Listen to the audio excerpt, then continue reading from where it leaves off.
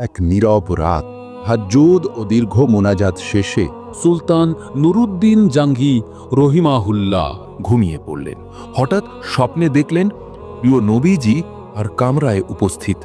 নবীজি ইশারা করে বললেন, নুরুদ্দিন মাহমুদ, এ দুজন থেকে আমাকে মুক্ত কর। তিনি দেখলেন দুজন নীল চোখ লোক। সুলতান চমকে জেগে উঠলেন। এ কেমন স্বপ্ন? নবীজির অবয়বে তো শয়তান আসতে পারে না। তাহলে কি সত্যিই কোনো ভয়ঙ্কর ষড়যন্ত্র চলছে? অস্থির মনে তিনি আবার নামাজে দাঁড়ালেন, কিন্তু দ্বিতীয়বার ঘুম আসতেই একই স্বপ্ন। নবীজি আবারও বললেন, নুরুদ্দিন, এ দুজন থেকে আমাকে মুক্ত কর। এবার আর কোনো সন্দেহ রইল না। তিনি বুঝলেন নবীজির রওজা মুবারক কঠিন বিপদের মুখে। ফজরের নামাজ শেষে তিনি প্রধানমন্ত্রী জালালউদ্দিন মাউসুলিকে স্বপ্নের কথা খুলে বললেন।